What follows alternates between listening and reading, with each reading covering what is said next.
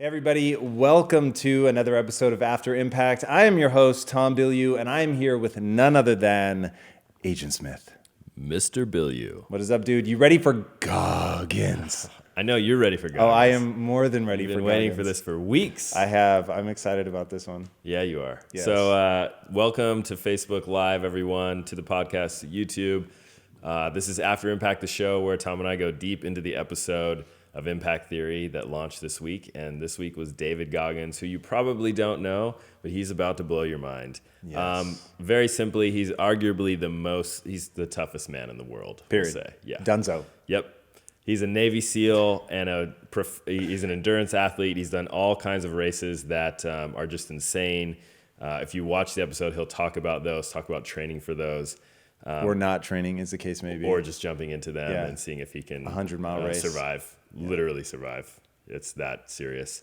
What's most impressive, though, about him is his mind, his mindset, his determination, and that's what we're really going to dive into. So we can kick it off there. Why are you so excited about David Goggins? Dude, Goggins really shows the limits of the human mind. And I think a lot of people stop, for sure, myself included, a lot of people stop shy of what they're actually capable of doing.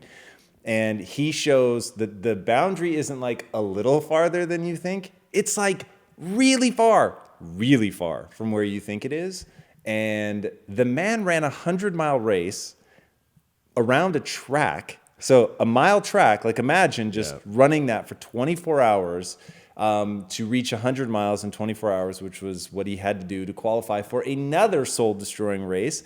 He was like 250 pounds, and he had 4 days notice for the race. So basically, he was preparation. Totally unprepared and just ran it. It is one of the most amazing stories. You've got to watch the episode and hear it directly from him, but it is unbelievable. So this guy reminds me of what I'm capable of. And for that, I will be eternally grateful for him. And even just during the prep, man, I was getting fucking excited. Like that kind of stuff amps me up to think that there's a lot more in my tank than I think and that I can push past it. And he obviously inspired the fast, which we're on day 3 of the fast right now. So mad love to my other fasters in the room. And Goggins has gotten me through. You are not fasting. No. That's just not how I like to express my self-discipline. Fair enough. Yeah. How do you like to express your self-discipline? Well, I do January. That's one we talked about. I've done triathlons the last 2 years, Legit. which was just something I wanted to see if I could do. Nice. That's more stuff like that. Hey, a triathlon is fully legit. So I respect that. Anyway, tell us about the fast. How's it going? Talk to people about why you're doing it. Go a little bit deeper into that. Yeah, so I'm doing a 3-day fast. There are several other people here, and in fact, I'm sure some of you in the community right now are fasting with us. We didn't take our blood levels before this. That's all right. We'll take it shortly hereafter. And I'm doing it really for 2 reasons. One is just to get summer ready. So it's a part of our summer ready hashtag summer ready IT. Yep. So that's our summer prep. And then the other, I just want to suffer. And so Goggins really brought it home, and I knew I wanted to do the fast leading into getting ready for summer. And when I started prepping for Goggins, I was like, oh, we have to do it around the release of this episode. If for nobody else than me, by the way, so that I will be just totally submerged in his mindset during the hardest part, which I expected to be sort of night 2. Which is usually the hardest. And so waking up yesterday morning at the end of night 2 and getting to watch his episode, which I think I watched with everybody else out there, like the second it dropped on iTunes, Stitcher, go to Stitcher, rate and review.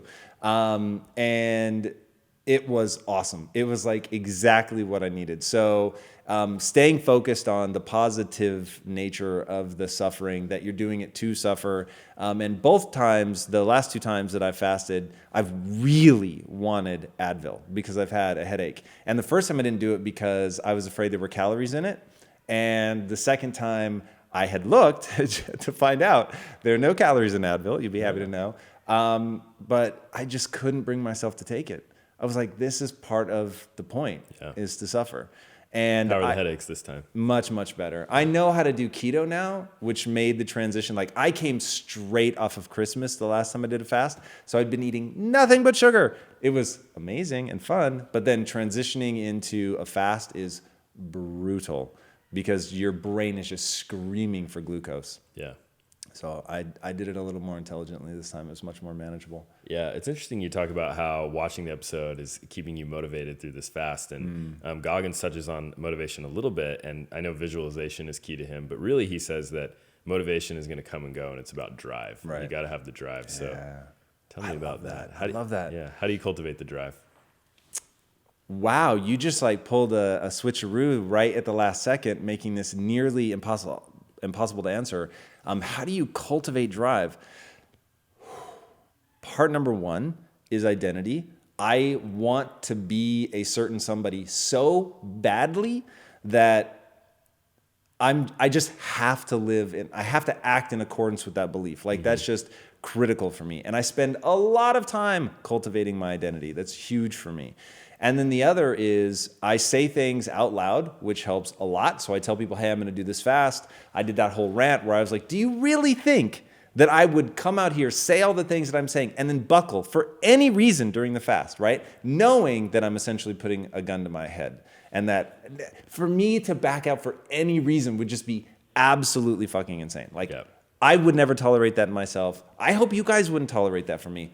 Community certainly would not tolerate that. Like, no, and that's why I do it. That's why I say stuff out loud. That's why I want people to know what I'm doing, what I'm up to, so that I can be held accountable. And having a group of people that hold you accountable is really, really important.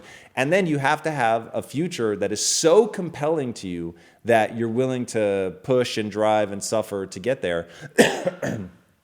And that's one thing that I think that people miss a lot is that notion of really cultivating a compelling future, a vision of yourself that is so exciting for you that you're willing to suffer and do all that. And I just know there's a truth about human nature, which is the people that really accomplish are the ones that keep going. They are willing to suffer. They're willing to drive past boredom. They're willing to face inadequacies, fears, all of that. Like they just keep going. And so that is... being that person is so compelling and so interesting. And what we're trying to build here is so important to me for sure. And I believe important to the world. So it's like, okay, if I know to accomplish that thing, which I'm really fucking excited about, I've got to become a different person because you know me. My fundamental belief is you've already gone as far as your current skill set is going to take you. Mm-hmm. So you've got to push past it. You've got to get better. You've got to get tougher. And unless you actively do things to suffer, you're just not going to get tougher. So all of that wrapped together, that is drive. You want something so badly, you're just going to keep going until you get it. Yeah, and David Goggins talks about how you really have to take the time, do the deep introspection to look at yourself and figure out what it is that you want and what do you want to be. And he has a great story behind that. I mean, his backstory, which we haven't even talked about yet, which you've seen the episode, is he didn't start out with, he had no special talent. He even had like a heart arrhythmia or something. Dude, he had a hole in his heart the size of a poker chip. That's serious. A poker chip. Yep. He ran 135-mile races with a hole in his heart the size of a poker chip. That's madness. And growing up, he was overweight. He was subject to all kinds of bullying and racism at his school. Mm-hmm. And he said he one day just had to decide that this is not what I want to be. But you talk about this in the episode, but I'd love to kind of reiterate this is instead of going away from the adversity, he just went toward more suffering. So he was already suffering, right? This is a lot of people. External things are happening to you and you're suffering. This is something we actually talked about yesterday in our game show, Motivation or Garbage, right? There's a difference between choosing to suffer and then things actually happening to you that are beyond your control. But I think what he did is he chose to suffer, right? And that empowered him because through that process, he could learn to grow and he could learn to get mentally tough to deal with anything. Because then the world's going to throw things at you that are outside of your control. So how do you overcome them? How do you get through them? Yeah, I mean, that to me is the most fascinating part about his story is what he calls the accountability mirror. And he started shaving his head, I think he said when he was 13? 16. 16? Mm-hmm. So he was like, I'm staring at myself in the mirror every day, and I did not like what I saw. And he realized what he had to do was toughen up. And dude, that is my advice for a lot of people out there. You have to toughen up. And you just have to expect more from yourself, man. Like, you really do. You have to hold yourself to a higher standard. Like, and Goggins was willing to look in the mirror and say, I'm not enough, and I need to toughen up. And he said, I considered myself the softest man that God had ever created. But he knew he could become the hardest man God had ever created if he was willing to put in the work. And so he looked at the world and found something that he believed was the toughest thing that you could do as a person, which was to join the Navy SEALs and to go through Hell Week and all of that. He had to do it 3 times because he kept getting medically bounced back. He completed it twice, almost completed it the 3rd time, which I guess was technically the 2nd time. And so that's just like absolute madness, in my opinion, to be able to do what is considered like the hardest training ever and do it 3 times. And the 3rd time that he did it, they said, if you get medically bounced again, we're not going to let you go back through it. And so he ended up having to tape his shins because he had stress fractures. He started with stress fractures in his shins and a hernia, and he had to make it through. And there's no rest for like 6 months. So it's not even just leading up to Hell Week. My wife is crawling into frame. Please tell me we see her somewhere. This is amazing. Wow, is it really that quiet? Well, I apologize. Hi, baby. So that is just utterly, utterly astonishing to me. Somebody that can do that, that's willing to say, I don't like what I see. I want to become something better. I'm going to force myself to toughen up. That's what's so great about his story, man. He was not born genetically gifted. Mm-hmm. He wasn't raised in like some perfect environment that taught him really how to be tough. He got tired of hating who he saw in the mirror. Yeah. And that's something, you know, my 80-20 rule, man, that is something that people just don't allow themselves. They're always trying to give themselves breaks. They're always trying to cut themselves slack. Mm-hmm. And at some point, without destroying yourself, you have to be able to say, I refuse to accept who I am. I'm going to become something, a better version of myself, more empowered, more powerful. And if I have to suffer to get there, then I'll suffer to get there. And he just did whatever it took. God, I love this guy. But he also did it, I think, because he realized that life is going to be hard. Already his life had been hard for him. And instead of hiding from it, the only way to get through it was to just toughen up. Yeah, he said the best thing that ever happened to him was he went for help and help did not come. Right. So, you know, the racism had gotten so bad at his school that finally he just could not. People were threatening him and painting on his car and his binders and everything. He just couldn't take it anymore, and he goes to the principal, and the principal doesn't help. And he said at that moment he realized, you know, I've looked to my dad, I've looked to my mom, I've looked to the schools. No one's coming to rescue me. Yeah. So if I'm going to get rescued, I'm going to have to rescue myself. And this is, I said in the episode, this is that thing about kids that really scares me. Like, you want to give them this beautiful, amazing life, but in protecting them from things, you make them soft. And I don't know if this is true. In fact, if somebody out there knows, man, I somehow got it into my head as a kid that there were these kids where I grew up that I think they were on a reservation, so they were Native American. Mm-hmm. And they had broken the law, and the tribe said, don't send them to juvenile hall or whatever. Let us do what is happening? Let us do what we would traditionally do, which is take them out into the wilderness and make them survive for like a year on their own. And I want that to be true so badly, but I've tried looking it up to see, like, did I just imagine that? So I'm not sure, but that's because they were like 14 or 15. And if my memory's right, they dropped them off in Alaska and literally just like in the wilderness, figure it out. And if you make it back, awesome. And if you don't, well, then so be it. That's amazing. That's pretty gnarly. That's badass though. Like I know about myself, I couldn't do that to a kid, but I think it's amazing. So what do you do with that? Yeah. I'm not entirely sure. All right, let's go to our Facebook Live audience. We have some questions here. This one's from Michael Foster. Do you have a version of Goggins, his alter ego, that propels you to achieve things that are painful? I think we've talked about this before. Have we? I think when we did After Impact with Terrell Owens, we talked another person who constructed an alter ego. That's right. He created T.O., yes, which I thought was really cool. Yeah. But I need one. Do you want one? Do you think that's important? Do you think people should do that? It just sounds Some people cool. should do it, maybe. Like, it's clearly worked for the people that have done it. I just don't. If that feels necessary for you, do it. Like, people have clearly gotten amazing things out of doing it. Goggins, not the least of which. I've never gone there. Like, I've always thought of it just a little bit differently, which is I'm actually trying to change myself, and I'm trying to be able to tap into that toughness. And that was really my thing, and that business helped me with that. I was not tough, like, as a kid at all. And so learning to toughen up, learning to get harder, like, that was a big deal for me. Yeah. And but I never thought to build an alter ego.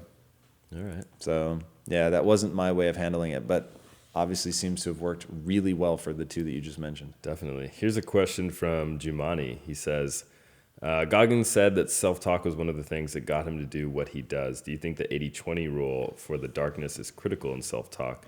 And how would you utilize the darkness in self-talk? 100% amazing question, Jumani. So I do think that the darkness plays an absolutely critical role. And there are times where the beautiful things in your life will get you there and it's all you need. And I think 80% of the time that's where you can live. But 20% of the time you really have to tap into, so I've talked endlessly about like the people that want you to fail. But now let's talk about self-hatred. Because Goggins showed how powerful that can be. But it's self-hatred from the perspective of believing you can change anything about yourself. But your level of dissatisfaction has to hit a crescendo. It has to hit a point where you're just not gonna fucking take it anymore. Like, you're not okay with where you are. You're not okay with what you're capable of. You're not okay with how you feel inside. You're not okay with what you see. Like, it's not okay anymore. And I feel like in society, we've taught people not to do that.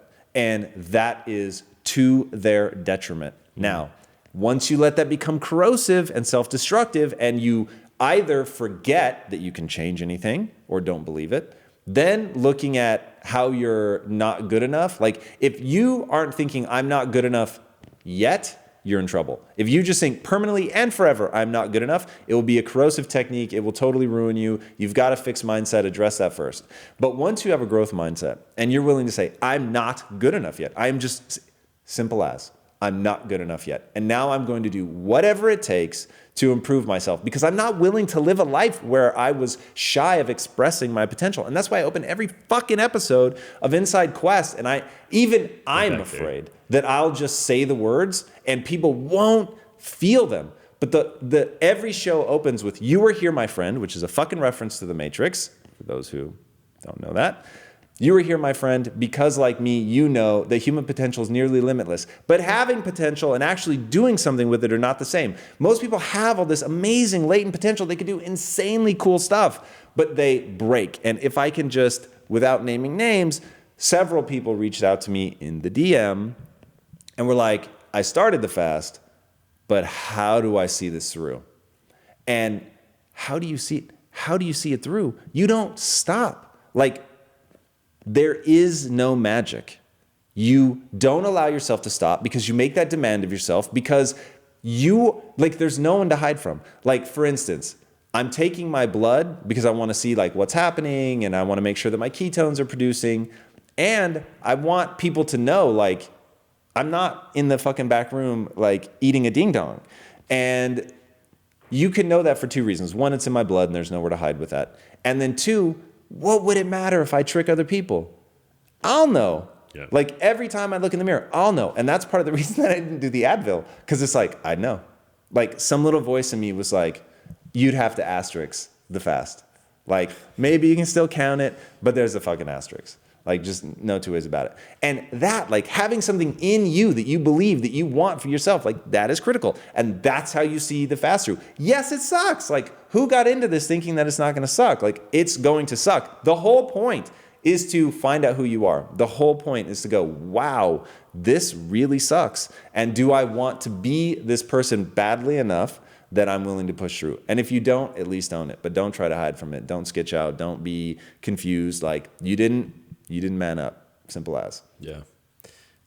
Tom mentioned Inside Quest back there, but what he meant was impact theory. Just to remind the audience there. Thank you. He is on the third day of his fast. Fair enough. But I don't make excuses. He doesn't make excuses. I fucked up. I'll have to put money into the cookie jar, which brings us to the cookie jar. Yeah. Talk about that. It's a pretty cool concept. So Goggins' notion is he's done all this amazing stuff in his life, and all of those are deposits in the cookie jar. So at a moment like when he's done 70 miles and has now broken both of his feet, has shin splints, urinated blood, and defecated on himself because he couldn't walk the 20 feet to the porta potty because he was just stand up. Yeah, he was so spent. Yeah, lightheaded and And like any one of those things stops everybody else. And Goggins realized that to accomplish his goal, because he had to finish 100 miles in 24 hours. So he'd been running around this track, and he was going to run out of time if he didn't get going. So finally he realized, okay, I need to address one issue at a time. I need to eat. I need to blah, blah, blah. Finally gets back up. He's walking, and then realizes his wife at the time tells him, at your current pace, you're not going to finish on time. So he's got to now run the remaining 19 miles on broken feet and shin splints. And 19 now miles is a lot anyway. Yeah, just going out it's for a almost run. a whole nother marathon. So to do almost a whole nother marathon on broken feet, shin splints, with feces on you, staining urine and blood down your leg. I mean, it's just like nuts. And so at that moment, he starts pulling items out of the cookie jar. And some of the items were, you finished Hell Week twice. You finished all the Navy SEAL stuff. You were willing to kick down doors when there were people on the other side that wanted you dead, and had the weapons to make that a reality. Who I think the exact way he said it was, who else would have gotten back up after breaking their feet and all that? You would. Who would start running to make sure that they finish? You would. Like, nobody else would do this. You were the baddest mofo on the planet, like, period. And those were all his items in the cookie jar, so that he could remember who he is. And I love that statement, to remember who you are, because I think people forget. Yeah. Like, you have to remember and just recognize that that's the human mind, right? You can go from feeling like king stud to feeling like a total loser in like 30 seconds. It is so surreal. And then once you realize that is the matrix, that's what I'm talking about. That moment where you can swing so dramatically from one to the other, that's the matrix. And once you realize, you get to pick. Are you the baddest motherfucker around, or are you weak? It's a choice.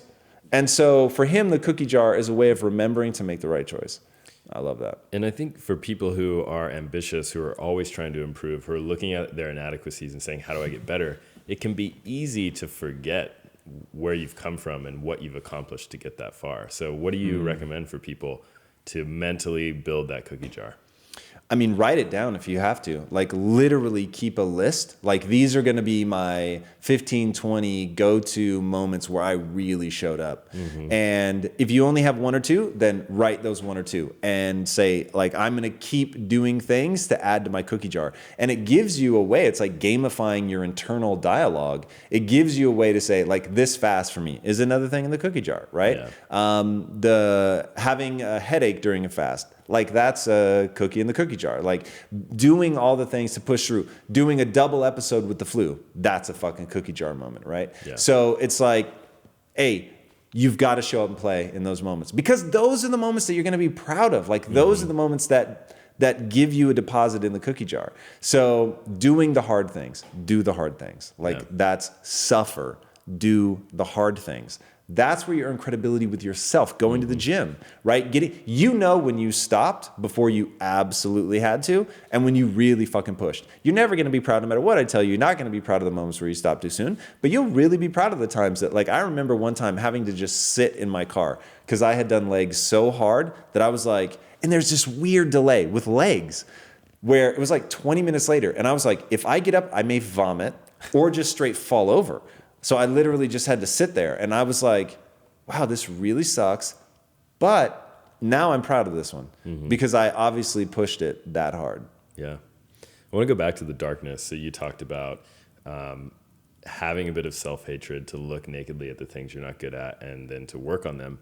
But for Goggins, the darkness is also external. It's something that he projects on other people, right? Like, I'm going to take your soul. So talk a little bit about that, and do you use that yourself? Is that the rage part of your beauty and rage equation? I do use it, but not the way he does. I find that it manifests itself at the times of like oddly my deepest compassion. So I'll be looking at somebody like the people that wrote in and said, oh God, confession time. So the people that wrote in and said like, I can't do it. I was like, I get it, man. I really get it. Like when you hit that wall of suffering and you haven't built the mental framework that you need to want to be somebody badly enough to push through that and all that, I get it, man. I have legitimate empathy for people in that situation. But at the same time, I'm like, I'm elbow deep in the cookie jar in those moments going, you just can't keep up. You just can't keep up. And when I'm the first in the office and I'm the last to leave and I'm up at 2 a.m. and I fucking hit the gym and, you know, people are texting me like, oh man, I thought I was badass getting up at 4 a.m. and there you are up at 2 a.m. I'm like, yeah, like don't, bless you. Don't try to keep up. Like you don't have the anger and beauty in your mind the way that I do. You're not going to be able to push through. And so in those, it really is this weird thing where I have nothing but empathy for them in those. I'm not trying to eat their souls the way that Goggins is. And I love that. And I'm sure I will use that now, but I would reserve that for people who want bad things from me. It just would never trigger for me with people that I care about. Or even people that I just am neutral, don't know, whatever. That my default response is always empathy in those moments. But if you want for my demise, motherfucker, I'm coming for your soul. I like it. All right. A couple shout outs from Facebook. Leanne Smead from Cape Town. What's up, Leanne? Cape Town. Our boy Joe Cross from Miami this week. All right. Yeah, I was going to say. Yeah. I don't think he's normally. Is he normally? I don't think so. Where is Joe Cross? I can't remember. I met him here, so now he's sort of ingrained in my mind as a LA boy, but I don't think that's true. Wendy Vianello from Venice, Italy. Wow. All the way from Venice is the most interesting city I've been in. It's amazing. Yeah. I didn't make it out to Venice. You didn't make it out, but you'll go back. Yeah, I think I will. Amazing town. We have a question from Joe Cross as well. Goggins says the key to changing your life is to look internal. For so many people, looking inside yourself doesn't do it. What do you think is necessary to actually overcome inertia and maintain momentum for deep change? I think that people that look inwards and don't find what they need are lying to themselves. Or I'll even just assume they're completely fine and content. Great. Like if you're fine and content with where you are in life, I have nothing for you. Like I can only hope to look like a madman. I'm the guy you come to when you want dramatic change. Like when you really want to do something. And that to me is looking inward and seeing all the things that are deficient and creating a compelling future for yourself and seeing amazing things that you could bring to the world and something beautiful that you could build. And that, like a compelling future. Like you need to be moving away from not wanting to be a lesser version of yourself, holding yourself to an incredibly high standard, get around better people, they'll hold you to a higher standard, and then create a compelling future for yourself, something that you really believe in, that you're really excited about. That is so critical. Like you can't just move away from things and you can't just move towards things. But I think that 80% of your energy should be about the beautiful thing that you're trying to build. So step one is looking inward. 100%. Like there is nothing else. Otherwise, somebody's handing you something and saying, go build this. But if that's not like in you, that's not the thing that you want. That's not the thing that's going to get you excited. That's going to, from a neurochemical standpoint, put you in the right frame of mind to push and go. And by the way, like I don't pass moral judgments on that. I don't think that most people should try to live the life that I'm trying to live. I think that most people everybody should look inward and see, like, what do I want? Like a lot of people just want a life devoid of stress.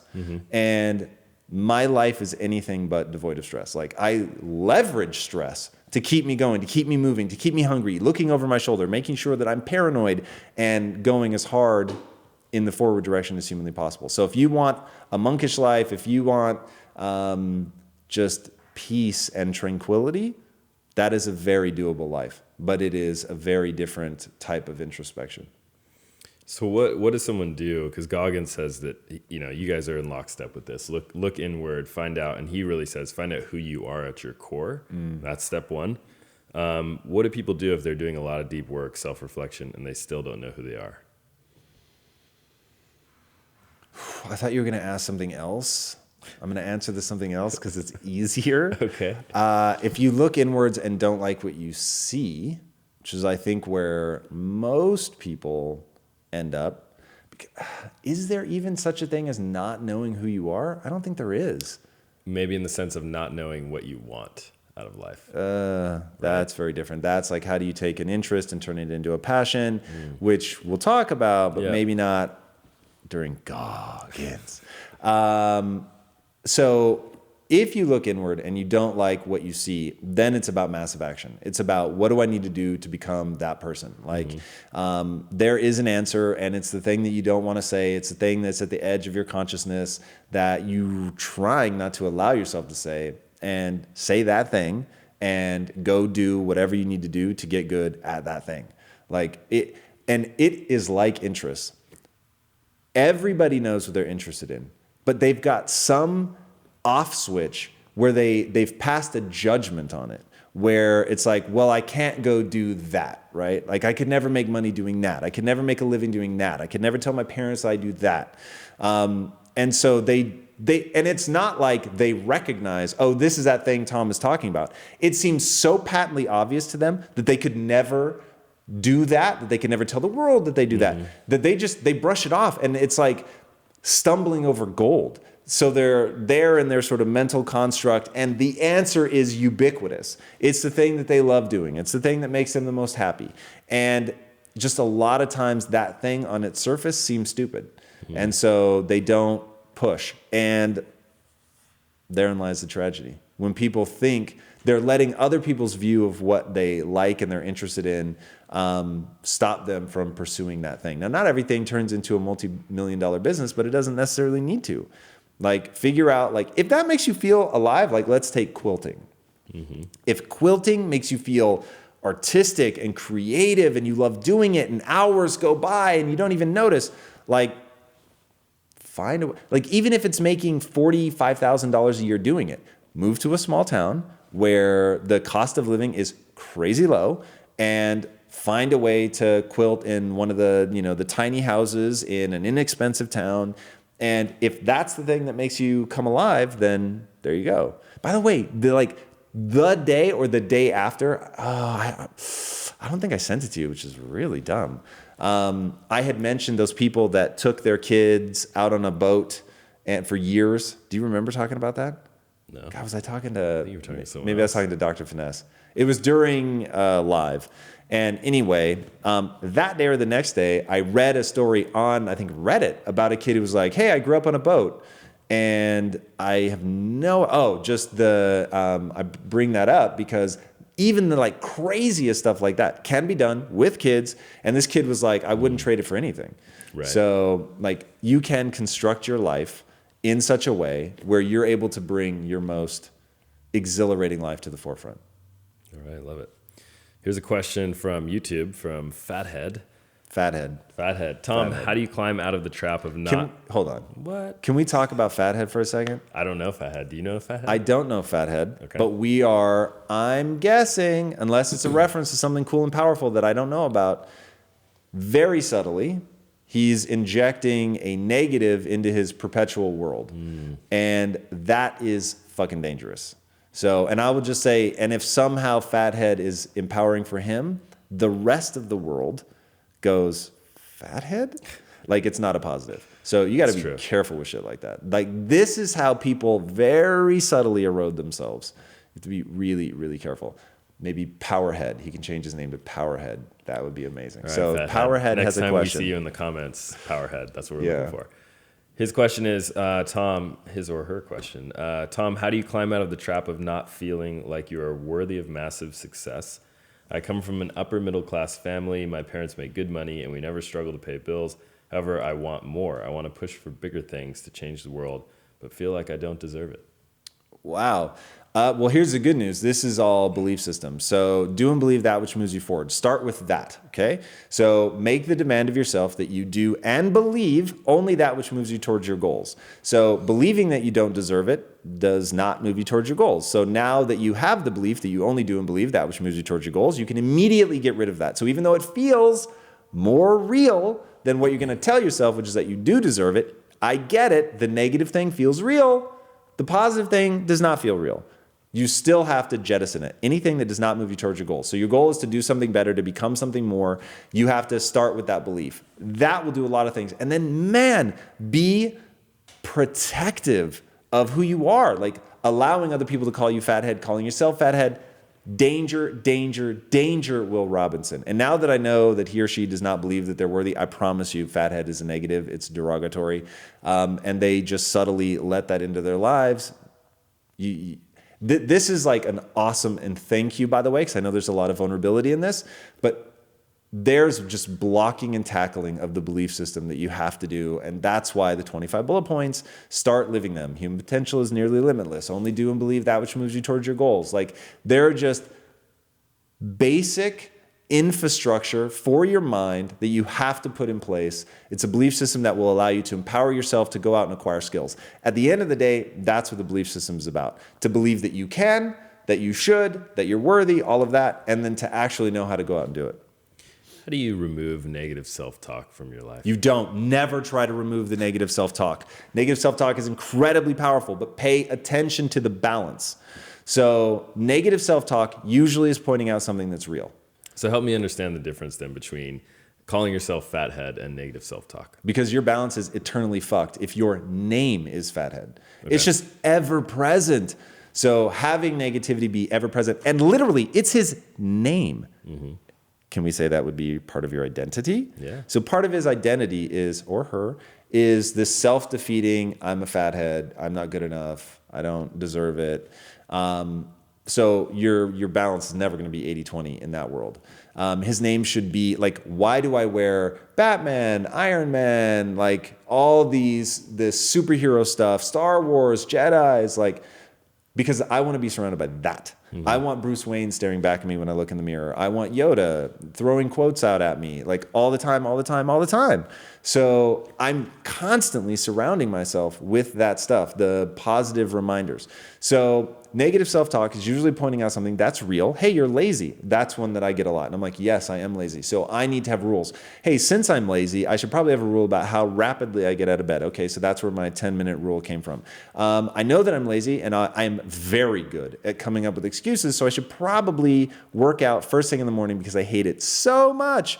Hey, I really am lazy, so I should probably do from my 8 to 10 important things time, I should probably start with the things that suck the most and have the highest impact. So I'm almost always doing contracts at that time. So those are like protective mechanisms because I don't go, no, you're not lazy. It's all good. Like, love yourself for who you are. I'm like, no, motherfucker, you really are lazy and you really do need to combat this. And don't tolerate the expression of your laziness. So like Goggins said, I really am a dumb motherfucker.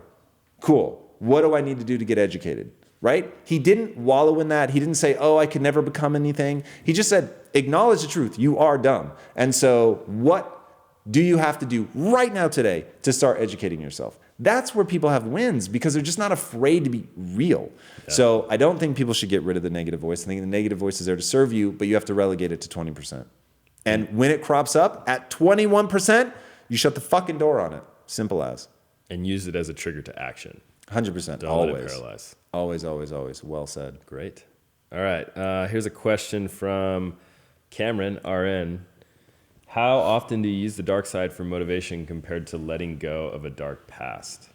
Ooh, wow. We're dabbling with something very dramatic in there. So a dark past almost always means physical, emotional, or sexual abuse. Never be afraid to seek help. Like if you need to talk with somebody about that, like do that in a heartbeat. Never be ashamed about that. That is just super, super, super important. And also, like, God, a dark past, man. Whatever you need to do to get over that, to get past that, is just super, super important. You need to start building an empowering mindset. You need to allow yourself to believe that you're good enough to get better, right? So I'm not afraid, even for somebody with a dark past, I'm not afraid to say, like, you probably haven't accomplished at the level that you want or should be holding yourself to that standard, but you have to believe that you can get better, and you have to believe that you're worthy of getting better. you should have written Goggins is in the feed. So our boy Goggins is in the feed. Amazing. That's Thank you awesome. for letting me know. Man, I really hope he's been here the whole time. But dude, Goggins, you are the man. You've totally just blown me away in ways that I've been explaining for the last 40 minutes. I won't say I could never explain. But so back to it. If you have a dark past, that is something you need to address. You need to get past that, especially if you plan to have kids. Like, you've just got to find something. You've got to find the beauty inside of you. Check out the Wes Chapman episode, which that's somebody that's really overcome a super dark past. And for him to be able to find beauty again, which I think was my first question to him, is the thing I'm most fascinated by with people that have had a dark past, is you've got to find beauty again. You've got to find a way to let all of that neurochemistry of beauty and wonderment and joy and all of that come back in. You're going to have to aggressively do that because you're going to have hardwired through that experience or experiences. You're going to have hardwired a lot of just rapid negativity. And so the chances of you spending way more than 20% of your time there is super dangerous. So that's a dark past. Allowing the darkness to be usable, that's a whole nother ball of wax. So the easiest way for me to talk about darkness is when somebody wants ill for you. And Goggins gave an awesome example of this when he was talking about how he was there during Hell Week, during the whole training, and he knew that the instructors who were trying to break him down and find the flaws in his personality were going to go home and be in a comfy bed. And he said he wanted them to see him suffer and be so comfortable with being uncomfortable and smiling the whole time that when they were at home in their comfy bed thinking about how hard they struggled during their time and how badly they wanted to quit, that he's not thinking like that he's not going to ring that bell, that he's way more comfortable being uncomfortable than you ever were. And in that, he said he takes people's souls. That's an amazing way to use the darkness. Definitely. One of David's quotes from the episode, which I love, is, "We're writing our book every day of our lives, but we don't read that book." And it's just so good. I love the idea that A, it's about self-reflection, so you need to be recognizing what you're doing, and B, it's about intentionality, because we do have control, we do have choices that we're making, but a lot of times it's just on autopilot, and we're not being aware, we're not being intentional about those decisions. So read the book that we're writing and then write it with intentionality. Love that quote so much. Love that. And I have to say, in the episode, I had this moment of like, oh God, what's Goggins going to say? And when he said self-talk was a huge part of his success, I was like, thank God, because I've met other Navy SEALs and their response is like, you just do it. Like, there's no sense, they don't understand how they got there. And that's what makes Goggins so powerful, is he's gone on the journey. He was not born tough. He was born weak. He was physically and mentally. He went through everything to try to break him down emotionally, and he didn't look at that and blame the rest of the world. He turned inward and got a hold of his self-talk and really turned it into something incredibly powerful. And that, to me, that is like the story that needs to be told. That's the journey that people need to be on. It's just super, super critical. Yeah, that's awesome. Here's a question from Facebook Live, Shakar Dewan. What's up, Shakar? Tom, what do you think of the idea that there are limits to the amount of deep work or deliberate practice in a day? I know you don't believe in that, but while I have examples of people who have achieved amazing physical feats like Goggins, I don't see many talking about mental stuff. What's your experience on this?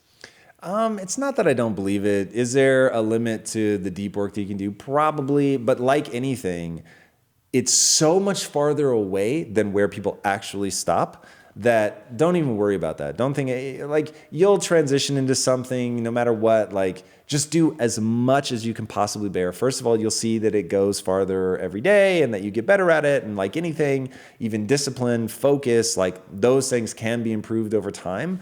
So if when you start, you can only do deep work for like 25 minutes, great. But the next day, you better demand of yourself to do 26 and then 30 and then 40. Like, just keep pushing it out, pushing it out, pushing it out. And it's like the 4-minute mile. If you read an article and somebody says, oh, the most deep work that you can do is about an hour and a half, like that's all the human mind is capable of. Like, then there's Roger Bannister, who, when told that the heart would explode if you ran faster than a 4-minute mile, said, get out of here. Like, that's ridiculous. And just pictured 359, 359, 359. And then finally he broke it. And then once he broke it, then something like 20 people break it in like the next year. I mean, it's ridiculous. Right. So people just need to see that it's possible. So is there a limit? Probably. Is it way farther than you think? Yes. So yeah, don't tap out because other people wrote in an article that that's the limit. Cool. David says that being the best isn't about being number one. It's about asking yourself, did I do everything I could, and give everything I had? What do you think about that? Yeah, I mean, that it's true, but don't you also want to be number one? And I think that stuff is so transient. Like, you might be 1 minute and then you won't be the next, but if you can do it playfully, like to really go after it. Like, for instance, I really, really like Gary Vaynerchuk as a human being. I think his content is fucking amazing, but I'm gunning for him. Like, make no mistake. Like, I want to be number one. I think right now he's number one. I think he's amazing, but I'm coming for him. But like in a way where when I see him, it's warm embraces. It's, he's a great guy. And he'll be the first to say the same. Like, he wants to hold the number one position. Like, there's no way that he wants somebody to take his spot. But if that's like this place of ugliness and bitterness, like, that's not sustainable. But if you can have fun with it and be playful and really actually try to be number one, and then when you're not number one, it's like, yeah, like if you left it all on the table and you're not number one, so be it. Like, no big deal. But if I were a professional athlete, I would want to be the best in the world, like, period. So I don't see anything wrong with actually, literally wanting to be the best. But at the same time, that spot can only be held by one person at a time. So if that's destructive and corrosive to not be that, then you've got a problem, because statistically speaking, you've got like what, a 1 in a 7 billion chance. Right. So you better be real comfortable being in other positions and leaving it all on the table. All right, there we go. Just a reminder, we're on Facebook Live. We're wrapping up in a few minutes, so get your questions in now about the David Goggins episode. If you haven't watched or listened to it, this is one you need to see. We're just going to make it mandatory. Yes. Like, if you're an impactivist, this needs to be. And by the way, you should be following Goggins socially. So in fact, we should probably be pressuring Goggins to be way more socially active. We should. Just because I think this message is so transformative for people, and people really, really, really need to hear it. So Agreed. Here's a question from Sarah Abrasi. She says, Tom, what's an important truth? Or what important truths do very few people agree with you on? I think that people don't agree. I surround myself with people that think in a very positive and empowering way. So most of the people around me agree. But I would say that a lot of the world totally disagrees with human potential is nearly limitless. What's one that's really controversial? The whole self-hatred thing. That's the most controversial belief that I have, that is powerful and can be leveraged. I think most people think that it's just dangerous. And that's why, with great empathy, I realize I will forever eat their lunch, because I'm willing to be real with myself. Yeah. I think another one too, which you got into a little bit of a debate over yesterday with one Mel Robbins, was about whether or not you as an individual are special and unique. Yeah. And your answer was? Not at all. Like, statistically speaking, you're all average. And life is about pushing past that. Life is about, like, that drives me when somebody is saying, like, I'm special, I'm unique, it's because you're afraid to right now today not be special. And once you're afraid to not right now today be special, then you're not honestly assessing where you really are, so that you can actually become special, that you can get good. But for me, it's like the version of myself that's special and amazing and all is always in the distance. And I'm always chasing that, and I'm always going after it. It's a bit paradoxical. Did my dog jailbreak? And if so, how? Because it requires opening doors. My dogs can now open doors. That's very impressive. Dogs are running loose. They were inspired by Goggins. Yeah. It's like they can't be held back now. So yeah, I don't think people should worry about being special. I think people should worry about becoming special. Like they should be putting in the work to really get Becoming that, to is get that the skill key set. word. Becoming, yeah, It's a for process that never ends. For sure. Right? No question. It's very paradoxical. So I feel like we might have to circle back to this or have you write an article. Oh God, it. I'm not writing an article. Can we talk about, I don't write articles anymore. Like that is the world's longest process. Everyone here is very comfortable with the fact that I am using a ghostwriter now to write the book. Yes. Because I can speak all this stuff very rapidly. The moment you need it to be written down, it is such a slow process. I can't justify it for the business.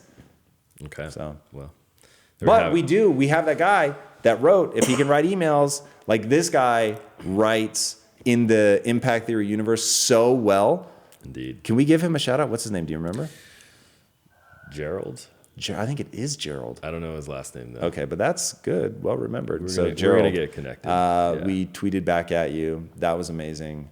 By the way, this guy, just to get an internship, wrote 5 emails that he thinks we should be sending. He had never had contact with us before. Yeah. Really incredible. Very impressive. It was a good angle for sure. Very good angle, especially because Jared is ultimately the one you have to impress. And so emails was like the perfect way to do it. Yeah, because I'm big on emails. Very smart. Here's a question from William Mendoza. Tom, what is one weakness that has turned out to be a strength for you? Man, I could give you some BS. None. Zero. All of my weaknesses are weaknesses for a reason. And they don't serve me. And systematically, I'm trying to get rid of them all. There we go. There it is. Love it. No weaknesses. Those are all the questions we have and that I have. Anything else you want to Nice. talk about? David Goggins. I just think people need to dive into his world. I think they will benefit tremendously from doing the hard inner reflection, looking at where you are honestly, and then forcing yourself to suffer. Understanding that in the suffering, you will meet yourself. In the suffering, you will be able to empower yourself, begin to get better. But if you avoid suffering like the plague, you're never going to progress. And it is literally about creating suffering in your life. And if you don't have something already, might I suggest the gym? So the gym has longevity, angle, it has looking better, feeling better, getting stronger, being more powerful, and every day it's going to be something that is woefully uncomfortable. And so in doing that, you're going to be able to sharpen your mind and your body. It is just an awesome, awesome utility player in the game of suffering. So get to it. Nobody has an excuse. Even if literally you can't afford a gym membership, do sit-ups, do push-ups, run in place, go run outside. Like there are 1,000 ways to get in shape without having to go to a gym. And then also, if you really want to suffer, start messing with your food. That's where most people just can't do it. They can't fast. Yeah. Thanks everyone for joining us on Facebook Live, on the podcast, YouTube. You can always submit your questions in advance to connect@impacttheory.com if you're not able to join us on Facebook Live. I want to encourage you to go sign up for our newsletter, which we're going to be investing more time and energy into over the next couple of months. Exciting things there. Discounts, promos for the store. We're going to be releasing things on the store. So that is where you're going to hear about it first, and you'll be part of the inner circle. So go sign up. Yes, and if you are an Impact sub, as we call them, if you've signed up for the newsletter, let me know when you're commenting socially, because we consider that the absolute inner sanctum of this community. So let me know. #Impact sub. And then you know who you're writing to every week. Yes, very true. Yeah. Awesome. Cool. Well, thank you guys so much for joining us for this episode. And David Goggins, to you, my friend, I tip my hat. You are officially my favorite episode. This was amazing. I'm very glad that I got a chance to meet you. And I have not forgotten about what we talked about downstairs. We will be making that a reality in the very near future, my friend. It is an obsession of mine. So we will get it done. All right. If you haven't already, be sure to subscribe. And until next time, my friends, be legendary. Take care.